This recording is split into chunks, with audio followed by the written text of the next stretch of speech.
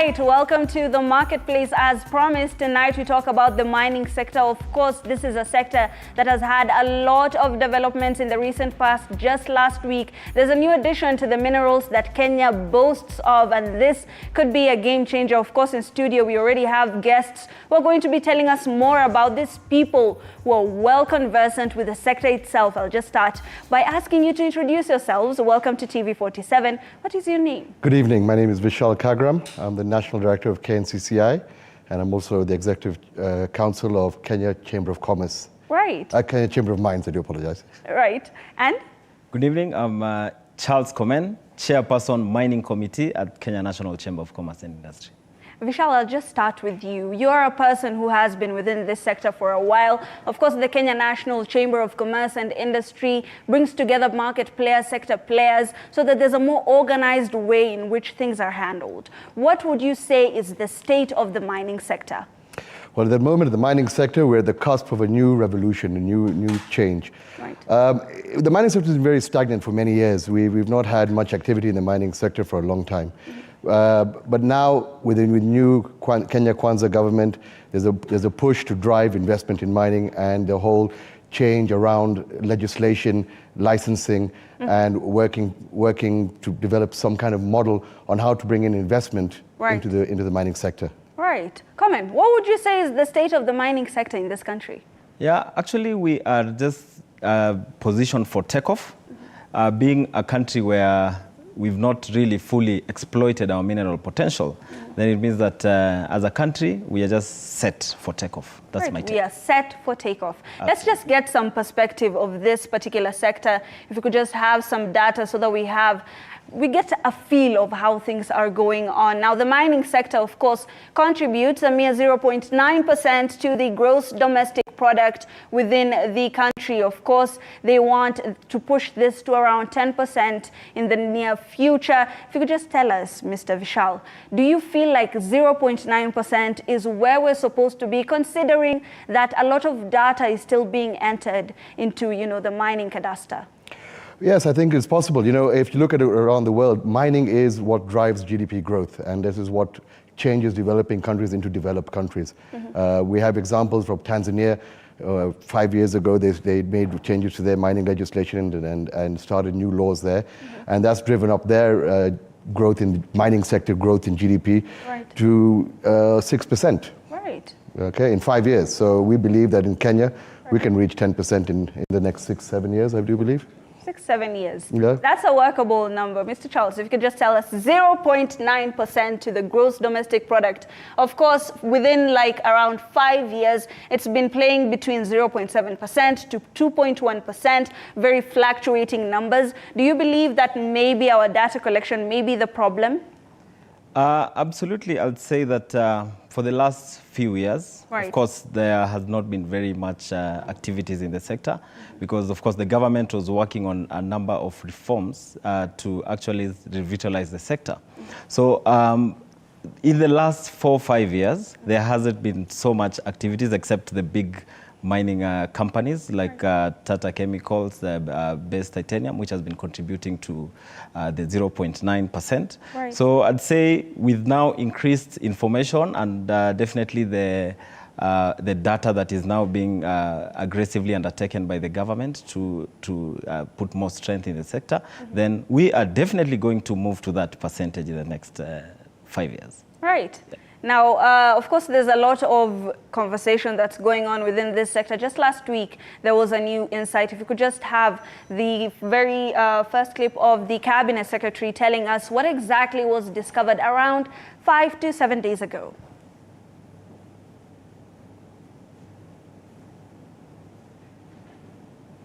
Right. Our country has adequate deposits of coltan.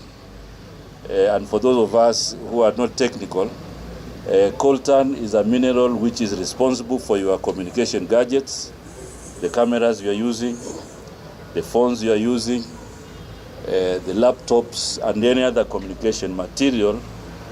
Coltan is a key mineral that facilitates those particular gadgets.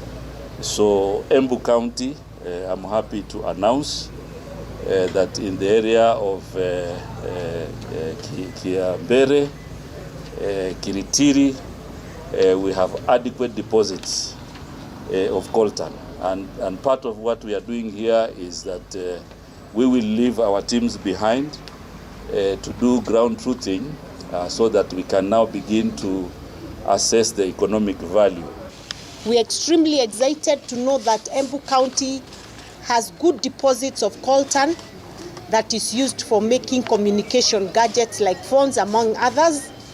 And we are extremely happy that we indeed do have potential as a county. And as Waziri has mentioned, that potential is in Bere South, specifically in Keretire area. And so we believe this is a good opportunity for us to exploit that resource and make sure it benefits the people of Embu County. Right, that was just about a week ago when a new mineral, made the headlines. Embu County is now a bit popular. Gentlemen, Mr. Vishal, if you could just tell us, what were your reactions when you heard of this news? This is exciting for Kenya. It's putting Kenya onto the global map, especially with these sort of critical minerals. We have to understand that critical minerals are existing in Kenya. They've been there from the beginning, and Kenya, through artisan mining and community mining, has found a lot of critical minerals over the decades, actually, in Kenya. And it's just a matter of now of creating the awareness internationally, investing in more exploration and geological surveys to try and identify what resources and reserves we actually have of these critical minerals to enable us then to bring in the right investment geared towards each particular mineral. Right. And when it comes to you, Charles, if you could just tell us, now that we have coltan, this is a very popular mineral when it comes to the production of phones and computers. It's made Congo as well very, very known in the global scale. Where do you think this will take us as a country? Yeah, quite an exciting time to be in this country at this time. Looking at the global demand for raw critical minerals, the rare earth, is at all-time high.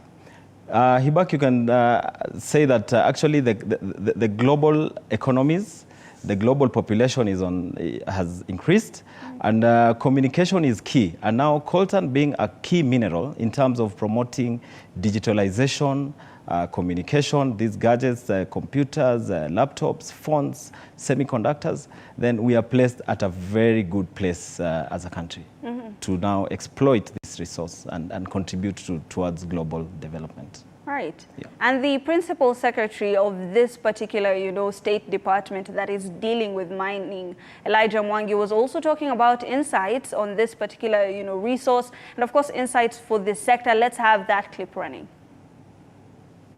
I've developed the mineral processing and value addition policy, which is supposed to guide on the beneficiation and mineral value addition. We recognize that for as a country to grow, we need to carry out value addition. And in essence, part of the categorization of the two criteria of minerals and granting of mineral rights, that is the construction and the industrial minerals. We do appreciate that in the country we are able to utilize majorities of the minerals that are found locally and being used in, for instance, the cement making factories, the tires, and the likes. Whereas the strategic minerals are being exported as raw. Right, he's talking about value addition. There are the minerals that we use here in the country that we can process on our own, and others that we export in their raw form. Of course, the mining sector, or rather the State Department, is working on labs that are going to be advancing this particular mineral. If we could just look at a few facts here, 4% potential the country has when it comes to the GDP addition of the minerals and the mining sector. We are at 0.9%. Do you believe that this problem is mostly caused by a lack of value addition? I'll start with you, Vishal. It's a bit of both. I mean, yes, we are lacking value addition. Obviously, the more of these products that if we can value add them here, we'll be exporting a higher value products, which will help our GDP. The other challenge is, of course, is we're not we're not fully utilizing all the minerals available in the country. We're not exploiting them, we're not mining them, we're not exporting them and creating US dollars for the country. And once we start doing that, then we can start bringing in value addition in those particular specific minerals. For example, iron ore, copper, gold, these all can be value added here and exported with a higher valuation that can help us in creating more foreign exchange. Right. And when we look at these numbers, Charles, you find that 4% potential, that is tappable potential. Of course, 10% is what we're aiming at in the next 6 to 7 years, but this is a low-hanging fruit. Do you believe that maybe the problem is a lack of value addition? Could we maybe gear up in order to ensure now that you're heading that committee? Is that something that you're looking into? Yeah, most definitely, Hibak. As from private sector perspective, our membership formation at the Kenya National Chamber comprises of small, medium, and large-scale enterprises. And definitely in terms of investment potential, we have our members interested in developing this sector. Kenya National Chamber of Commerce and Industry has global partnerships, through the ICC, more than 177 global membership organizations. So based on this, we are able to attract the proper investment potential to push this to 10%. So I must say in a very optimistic way that we are geared towards the 10%. Right. So that's about maybe $11 billion in the next 6 years. Right. Yeah. And I'll just keep the focus on you, Charles, a little bit here. You've spoken about how there are different categories of people who are mining. And of course, mining rights right now is a bit of a touchy subject given the mineral cadastre that the government is trying to push. What is happening on the ground? What are your people telling you? Is this an issue? Is licensing and getting rights an issue for the people? I must say there has been great support from the government. Right. The government has put together, the Kenya Council government has put together a lot of measures in place in terms of the mineral rights management across the country. Support to miners who have to get the consents from the communities, get the consents from the county governments. And actually, this has been able to spur the growth in this sector. So in terms of Kenya National Chamber, as well as the other stakeholders in the mining sector, we are moving into capacity building across all the 47 counties, because Kenya National Chamber is represented across all those counties. Right. So when we work like that, then it means that we'll be able to achieve those goals that are geared towards having policy harmonization and getting some of those licenses across. So the process has been made easier by the government, and for sure, investors are welcome, and it's easy to access the cadastre. It has been in use for many years. Many countries in Africa, in Asia, have been able to use this cadastre as a way of just managing the mineral rights. And Kenya, we are at that point. We have a running cadastre in place, and it's first come, first served basis. Right. Thank you. And when it comes to frameworks, and managing, the people, and as well managing the data, we have large-scale miners, we have, small-scale miners, we have different people doing different things, adding to the gross domestic product. Of course, large-scale operations are limited to soda ash, mineral sands, and titanium ores. Of course, there are the new high-value, minerals. Vishal, when it comes to that, when it comes to coltan, this is a very new insight. This is something new that's coming into the country. Do you believe that we have the capacity as a country to value add to it before exportation? Yeah, I mean, we have to start first by working with the community miners who are actually working in these areas around coltan, and not only for coltan, even other minerals. Right. And the country is trying to support making these artisan miners who have been working on their own, trying to collect them and put them into cooperatives. Right. And then we can license them correctly and remove those illegal mining activities, illegal dealership activities, work under the license of the country. And therefore, it'll increase more trade. It'll allow more health and safety standards in the mining sector, especially with ASMs, and education on how they should do the correct mining. At the moment, it's still mismanaged, and I think by collecting them and putting them together in a cooperative, we'll be able to provide those services to the ASMs. Mm-hmm. And that will drive all this mineralization development, and eventually after exporting some of the ore and understanding it better, then value addition will automatically, naturally come. And of course, value addition is very important for the country, not only for the mining sector, but also for agriculture. Manufacturing is really big. The government is looking towards pushing it even further. And of course, the online cadastre has been launched to streamline the sector in around, it became more active around 2023. Now, the data that is collected is going to be used to ensure that the people who need it the most are, licensed and they have the rights. Now, when it comes to this particular online cadastre, Charles, you've already touched on it a little bit. Do you feel like as Kenyans we have sufficient data to be feeding into this cadastre? Is it something that you believe is working for the people and not just for the government? Yeah, Hibak, our online cadastre actually is one of the best in Africa. And actually, all this data has been done, mining has been in place from the late 1800s during the construction of the railway line, all the way exploration in the 20s, 30s, 40s. So all these research data in terms of the exploration activities, the geological infrastructure across the country has been loaded onto the cadastre. And I can confidently say that it is the right place to get the right information. Just a few months ago, of course, we had a few miners who, especially small-scale miners, who said that they do not have the right and they feel like they've been disenfranchised when it comes to it. As the Kenya National Chamber of Commerce, and this comes to you now, Vishal, do you believe that the small-scale miners are also being catered to? Yeah, through the cadastre, that's how they're going to be catered eventually by licensing them as cooperatives. And therefore, they'll all be catered correctly and no one will be left out. The good thing about the cadastre, it allows for transparency in the sector. It allows for transparency of you as even if you're an investor or an artisan miner and you're given the right, and it's security of your right that you have to mine in that area. It provides a mechanism of the government or the state or the controls to regulate the activities that you do. It helps to regulate, as a mining company, you must keep submitting reports every quarter or every month on what you're doing environmentally, how you're helping the environment, how you're changing it, and what you're doing to mitigate those environmental, labor issues, social issues. There's always continuous reporting that has to take place in order to keep the regulation at standards. Now, through this online cadastre system, this enables it to be live, quick, efficient, and monitored. So that monitoring aspect helps everyone. And at the same time, it allows collection of royalties and taxes and cess, which is then distributed to communities accordingly. Right. And of course, you've touched on regulations, which is usually, once again, can be either a sore spot or a relief to people in different sectors. I'll come to you now, Charles. When it comes to the mining sector, of course, there was the Mining Act of 2016, and then there was the Mining Act of 2019. Now, as a person who is within this sector and who has been in this field, what are your feelings towards this particular acts?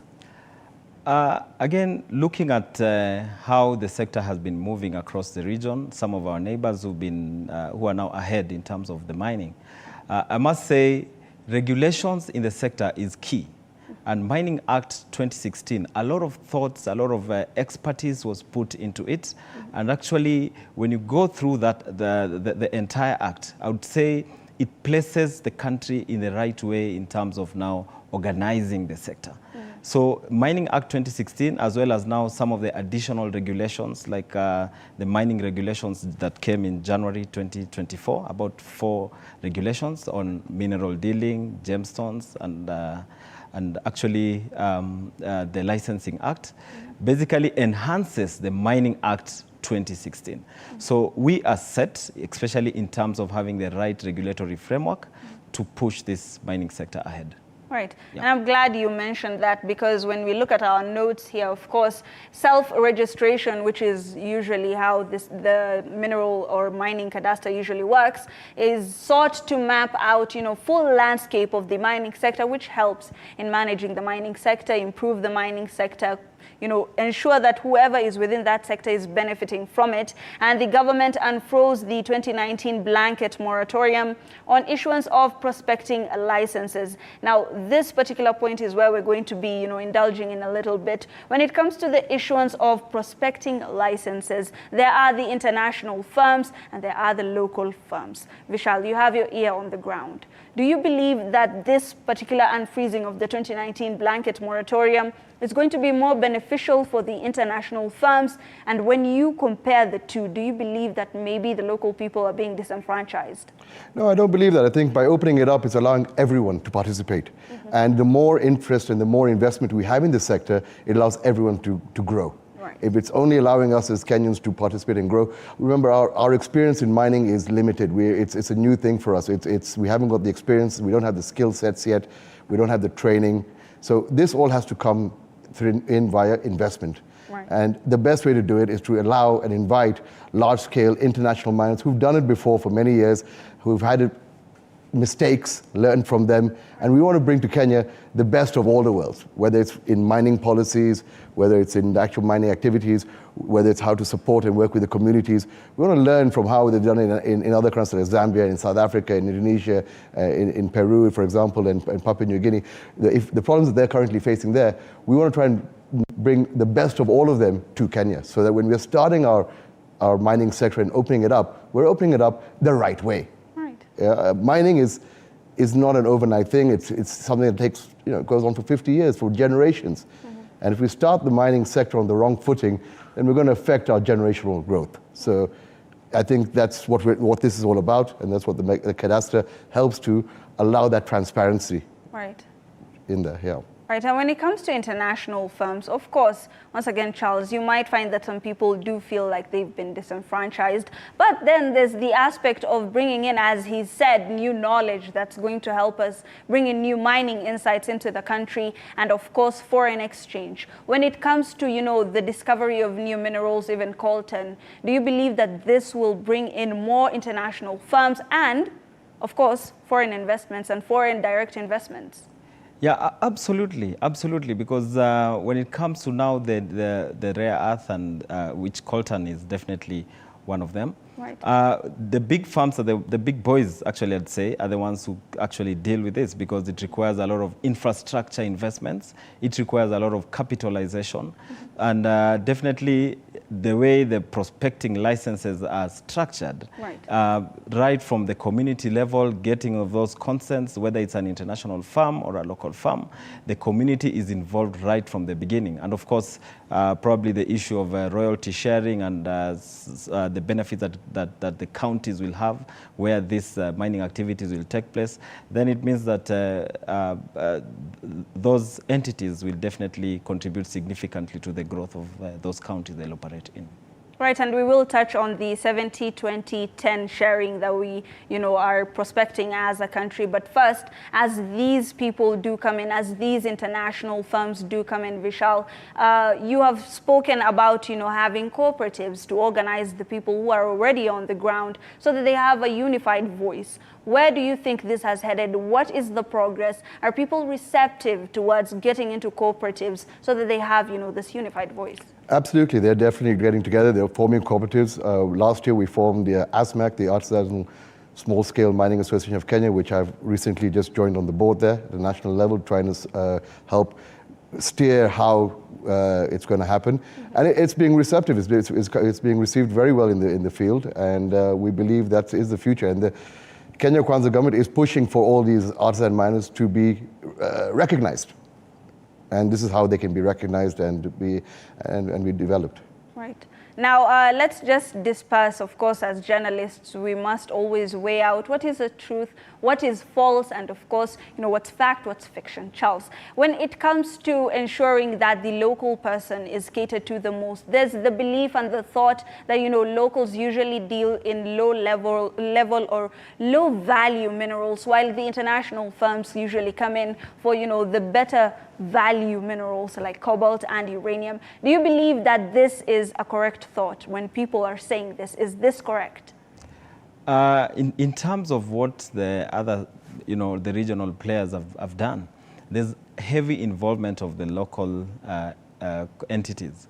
And actually the way the Mining Act has been structured, then it means that whether we have a cobalt or a uranium or a coltan mineral processing plant, we will have guys being employed there. We'll have towns developing around some of those areas. Then you have an immense economic contribution into the micro and the macro economic sectors around the areas they operate in. So I'd say the issue of disenfranchisement of the local communities actually is quite minimal. Right. Yeah. And of course, at the end of the day, the thing that we are all aiming for and the one thing that all Kenyans would agree on is economic progress. Absolutely. Right, gentlemen? We go for a very short break, but when we come back, we go into, high value minerals. How exactly is it being treated in the country? We also tell you of how the resources and the royalties and, the revenue that comes from the mining sector, how exactly is it being shared out? Are you going to be one of the beneficiaries when it comes to these minerals? We go for a very short break. This is The Marketplace. We'll be right back.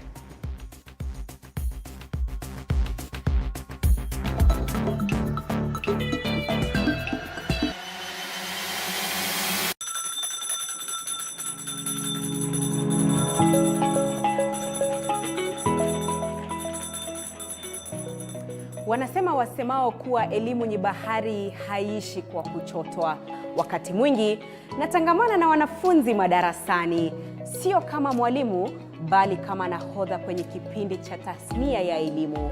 Na iwapo utanikosa madarasani, basi utanipata nyanjani nikisaka habari zenye usawa, ufasaha na ukweli. Na iwapo utanikosa nyanjani, bila shaka utanipata studioni, hapa nikisoma habari na kuendesha mijadala mikomavu. Mimi ni Andrin Kilemi, mpenzi wa lugha ya Kiswahili na elimu kwa jumla.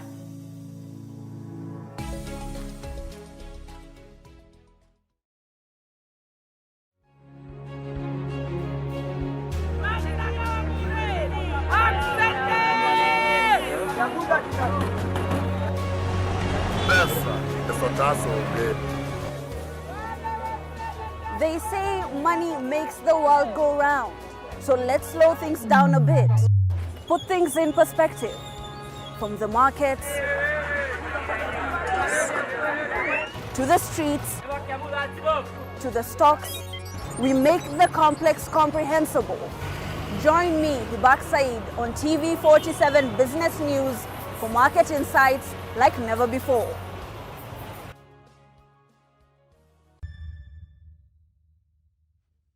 The news that matters the most is the one that hits close to home. When disasters strike, we are there to inform you. When the bullets are flying, we tell you who's shooting and why. Reporting on your victories, your health, your money, your security.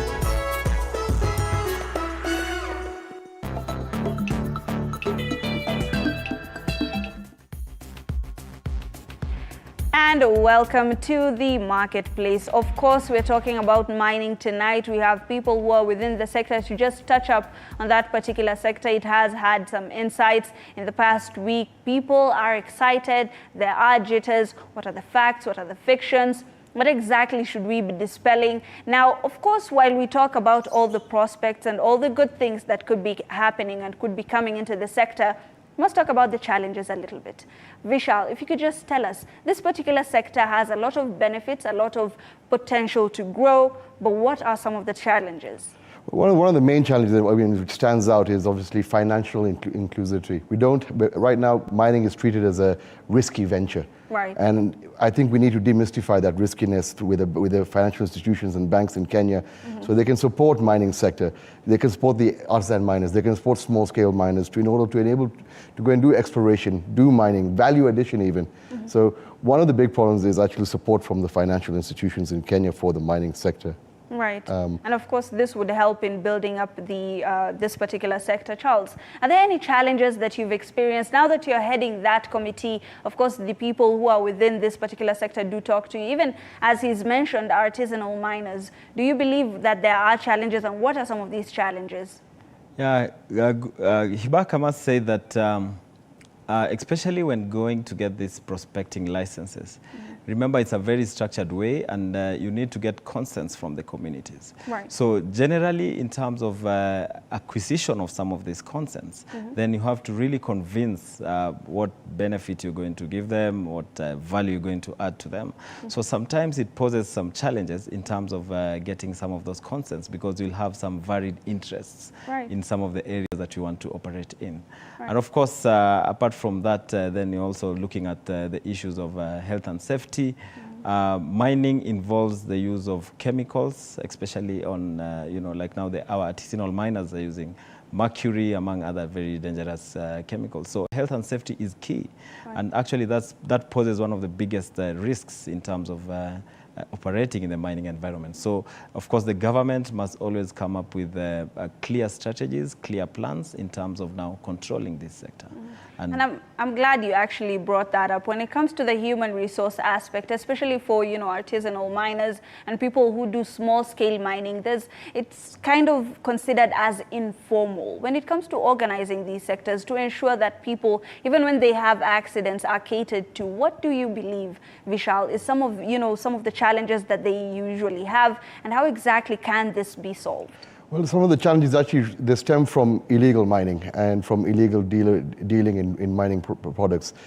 Without being licensed properly, you're doing something which is forcing miners to go beyond their realm of working. For example, you see a lot of women in mining being forced to do things, youth in mining. We've seen that happen in other countries in the world. We try to avoid that happening in Kenya. Working with mercury, for example, in gold mining, in processing, that's very risky, it's damaging to the health, and we don't try and avoid these sort of things happening in Kenya. Right, and of course, when it comes to this, ensuring that the people are protected and different demographics are usually catered to, there is the sharing out of the revenue and the resources that usually come out from it. Let's have the second clip playing where we see what exactly is happening in that front.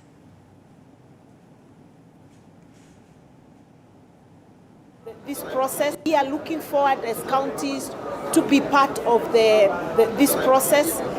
We are happy with the transparency that is now developing within the mining sector, especially in the areas of identification of would-be investors, discovery, and the fact that the national government is now willing to give county governments the necessary support in terms of resources, in terms of technology, to help us discover these minerals and to help us go further to identify investors who are willing to put in money, because it's a sector that requires a lot of resources and technology to be able to realize the full potential of it. So we are happy and looking forward to working closely with the chamber, to working closely with the national government, and to ensuring that whatever it is that we finally discover and whatever it is that we mine will be beneficial to the communities, especially using the formula of 70-20-10, where 70 of the loyalties will go to the national government, 20% will go to county governments, and 10% to the communities, the host communities where the minerals are, so that then everybody feels that they have indeed benefited from this great resource. Right, that is Embu Governor Cecily Mbarire. Of course, she was trying to address some of the issues that they usually face, especially when it comes to counties, the sharing out of resources. And of course, when something new usually comes in, there's the scramble. And order is very important when it comes to that aspect. So, of course, the government came up with the 70-20-10 rule, where every revenue that comes out, a percentage goes to the government, a percentage goes to the counties, a percentage goes to the communities. I'll start with you, Vishal. If you could just tell us, what do you think of this formula? Do you believe that it would work? Yeah, look, you have to find a formula that is workable which covers everyone. You can't have a different formula for one community, a different formula for another community. Everyone will start changing and fighting. There has to be a common formula for everyone, whether you're an investor from Kenya or whether you're an overseas investor. There has to be some clear structure and clear transparency on the sector of what you're going to do with the money you make. Now, mining can bring in a lot of money to an area. But managing it with the community, managing it with the county is very critical. Money can be misspent and misused, and this has to be controlled. And I think having a clear path on how that money is used how it's used with the community, whether it's used for hospitals, development of schools, or whatever it could be, whatever the community needs. This needs to be managed in a proper way. And with a clear roadmap, this will work. Right, and you know, of course, giving 10% to the community is a new insight that is being tried out. Maybe this would be beneficial to the community. Charles, let's just get your insight on this particular matter as well. When it comes to the 70-20-10 partitioning, do you believe that maybe there is a group that could be getting more? 70 for the government is, one would say, a very huge chunk. What do you believe is usually, you know, what do you believe is the best formula to take up? Yeah, Hibaka, I must say that when the Mining Act 2016 was ratified and put in place, this is when now the royalty sharing came into place. And actually, a lot of thought was put into this. The national government, you know, it's working with 47, it's a formation of 47 counties. And they have to do the infrastructure. They have to do all this movement, the ports. So out of the 47 counties, let's say we have only 15 or even 10 counties that have this mineral wealth. So you have to move these minerals to the port. The government does the port. So in a simple way, I must say that the government has a huge role in terms of promoting this sector, creating security in some of those areas that have this wealth in terms of minerals. So 70% for me, I think it works very well. Again, the 10% to the community, if you look at, let's say, an example of a mining entity that has invested, say, almost $2 billion. When you look at 10% of $2 billion, then it will have a very big impact to the community. So mining is a heavy infrastructural investment entity and actually can benefit a lot to the community. So 10%, very, very, very more than enough for the community. 20% to the county governments, of course, to run their affairs. Yeah. Right, and for many of the communities that are located around these areas where minerals are usually found are, you know, cheering right now. They believe that, you know, that 10% is coming home. But how fair is fair, Vishal, when it comes to areas that might not have, you know, the high end or the high level, high value minerals? They won't be getting a portion of this. Maybe, do you believe that this system could be advanced a little bit so that the cake could be shared fairly throughout the counties? Well, I believe it will be shared in the end through the 70% of the state, because the state is actually spending money across all counties. It's not being negligent to one county and supporting another county just because another county made more revenue in that mineral. Look at the example of base titanium and the money that's come from there. It's been shared across every county. So no one is going to be left out because their county had less minerals. Right.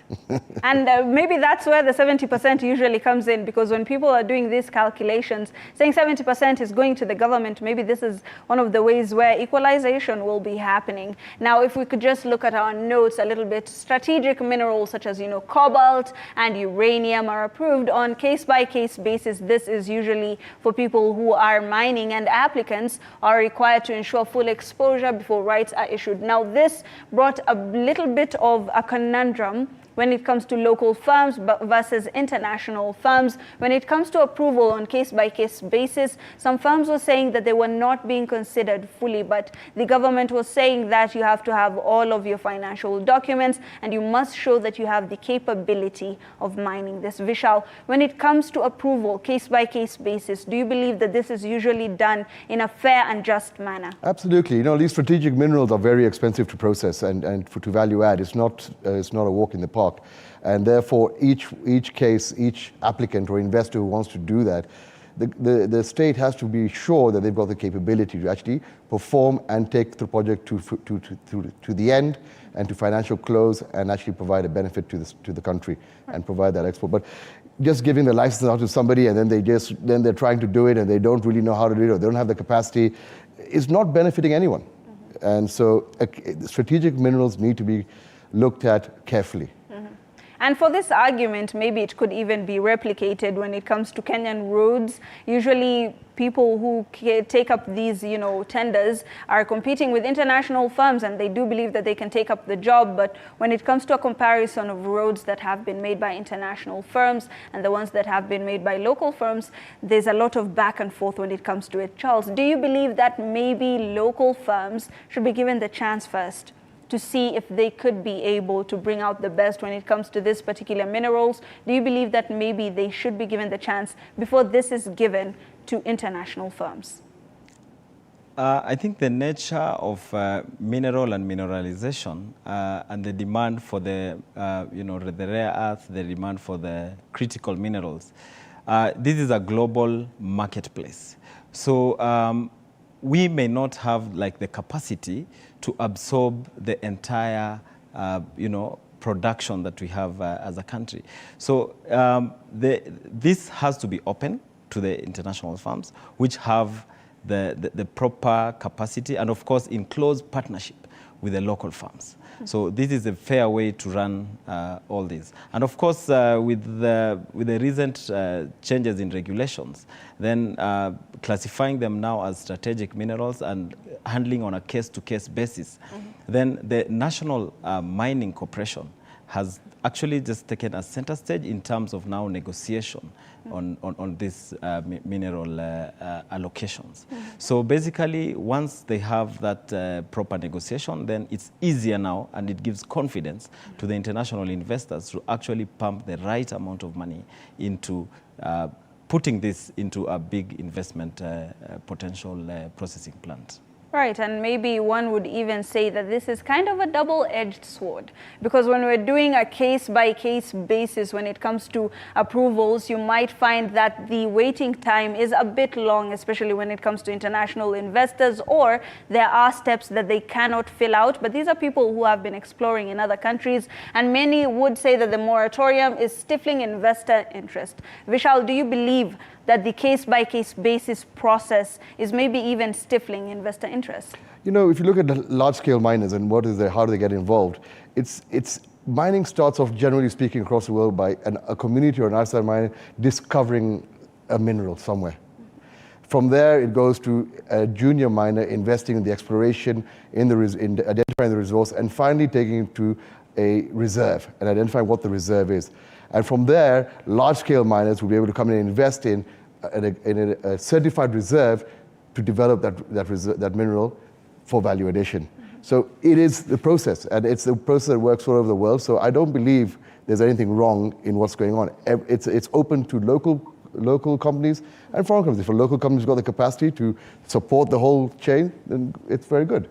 So I do believe it's just following the steps, and everyone will get given a chance. Right, and of course, holding this particular argument as well, large-scale operations are mostly, one would say, controlled by foreign firms and individuals. And this, of course, has been an issue that has been coming up. And many people would say that usually when they come in, the local person is usually disenfranchised, as we have said even before. Now, when it comes to large-scale operations, the government recently, or before this particular, legality or even policy was changed, required that maybe a portion of a company should be owned by a Kenyan, so that locals can also partake when investors come in. It used to be around 30% stake.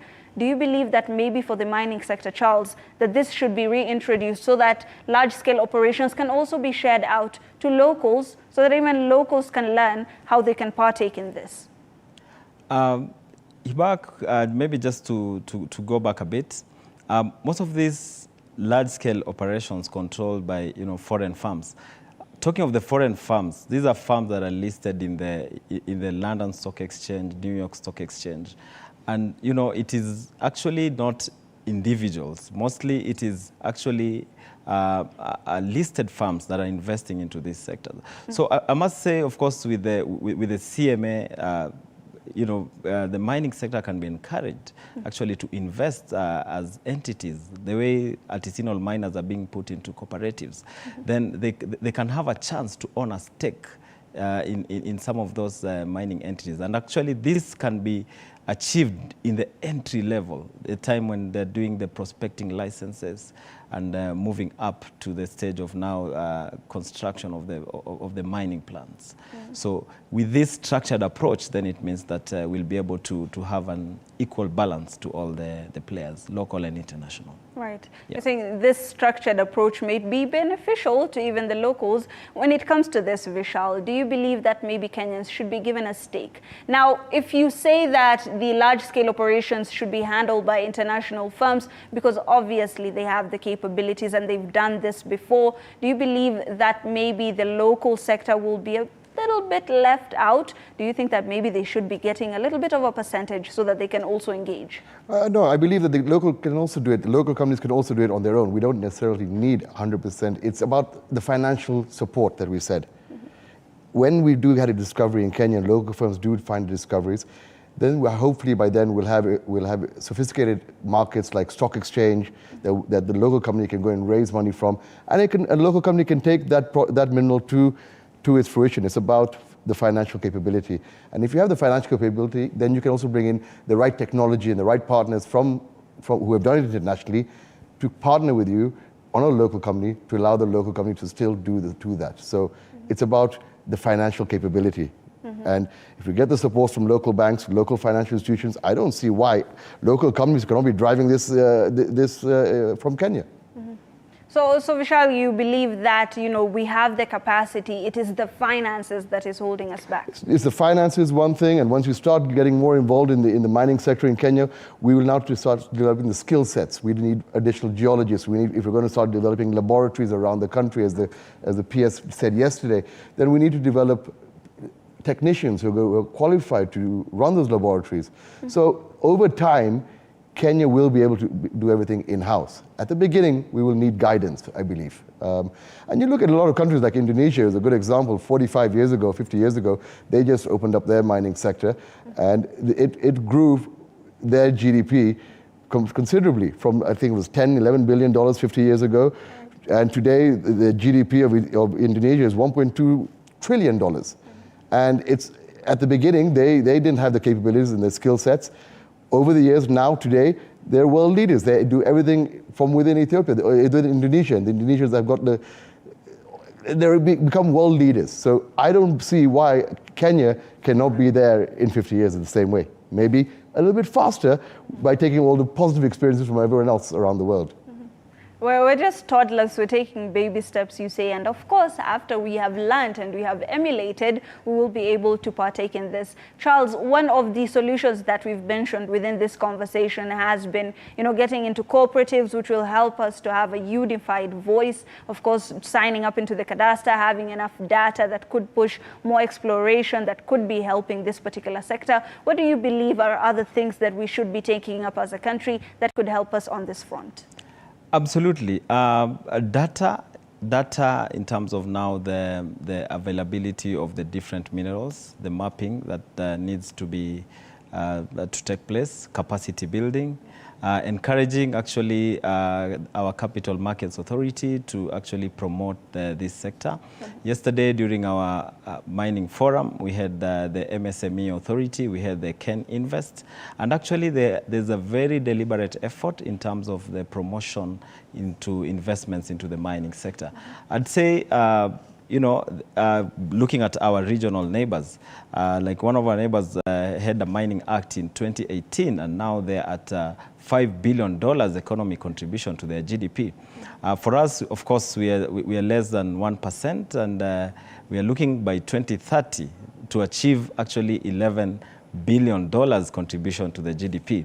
All this can be done through just investment activities promotion, capacity building, providing the right information to the sector and to the interested parties. Yeah, and this will be able to grow. $11 billion sounds too good to be true. Hopefully 6 to 7 years we've said, We're going to be hitting such numbers, hopefully. I'll just keep it on you, Charles, a little bit here. Maybe when it comes to this particular, exploration, we need a lot of research and development. You've talked about stakeholder engagement. There's, of course, Msea, who was also there, Can Invest, who are there. When it comes to training, a lot of the institutions of higher learning do not really concentrate on mining and exploration and geology. Do you believe that there should be a change when it comes to our learning as well? Okay, currently in terms of our institutions of higher learning, we have 8 institutions offering mining engineering courses, mining processing. Of course, geology has been a subject that has been taught in all our universities for a long time, and actually it is now coming in handy. So in terms of the skills development, we are at a good place as we speak. And of course, going down to the TVETs, we need those skills. We need the technicians. We need the laboratory technologists. We need the process engineers who are coming out of those institutions. So we expect that mining is going to contribute significantly in terms of employment creation as well in this country. Right, and unemployment, 35% of the youth are unemployed. We're churning out about 1 million plus people from institutions of higher learning. This could be, the next frontier that people could be going into. Increased exploration will give us new discoveries. What is your perspective, Vishal, when it comes to research and development? Do you believe that we as Kenya could be in a place where we could, be the ones who discover it, who process it, who export it? Absolutely. If you look at where Kenya is based geologically, we're in the Rift Valley, and everything started off in the Rift Valley. So there's a lot of activity going on under the ground in Kenya, and of course in our neighboring countries. There are a lot of our neighbors have already been discovered. So everything, I believe, is in Kenya. It's just a matter of exploration and discovery. We're starting to do that now. The more exploration that private companies do, the more exploration that the state does, will enable us to find out that actually we can start developing our own batteries here, our own EV materials. In the future, it could all be done in Kenya. Right. And of course, as we start to conclude this conversation, it's almost 10:30 p.m. Maybe if you could just tell us, what are some of the things, or what are some of the insights that you see happening within this sector? Now that you're within it, where is the mining sector going to be in 5-10 years? So look, the mining sector is going to be completely going crazy. And as KNCCI, we're trying to be at the forefront of that. We're trying to support as many members as we can to help them understand mining better, get investors, get markets for their products. So I'm putting it out there to all our viewers. If you're a person involved in mining, get hold of a local KNCCI office, talk to them about how we can help you, talk to them about what you need, what help you need. Right. If you're an investor and if you're someone who support the mining sector in Kenya, right, reach out to KNCCI and we can see how we can link you up with the mining people in Kenya. Right, and maybe this could be the next frontier, as we've said earlier, that's going to, transform this country of ours. Charles, any, last, insights that you're going to be giving the people who are watching the marketplace tonight? Where is the mining sector going to go? I was seeing recently a member of parliament, within Embu County was telling people, don't sell your land. What are your concluding statements? Yeah, I'd say in 5 years, as we focus on, value addition, we have enough geothermal resources. So in terms of the energy that is needed to do the mining activities, because it's a power consuming activity. When you have 2 or 3 mines, you need enough megawatts. One pump can just be 2 megawatts just to start up that pump. So the thing is, in terms of energy, we are rightly placed. In terms of now value addition propositions, we are looking that in the next 5 years, we'll be able to achieve that. And I must say, as a parting shot, the early bird catches the worm, but the late mouse eats the cheese. Right. That is exactly where we are. Thank you so much. So who are we in this situation? Are we the early bird or the late mouse? No, we are, of course, the late mouse, and we are going to have the cheese. Right. Yeah. We must have the cheese. Thank you so much for watching The Marketplace. Of course, tonight, we were giving you our insights into the mining sector, what exactly is happening in that sector. We've brought people who are within that sector, people who are representing the people who are within that sector. There's a lot of insight, there's a lot of research, there's a lot of exploration that's been done. This all will come to, a crescendo in 5 to 7 to 10 years.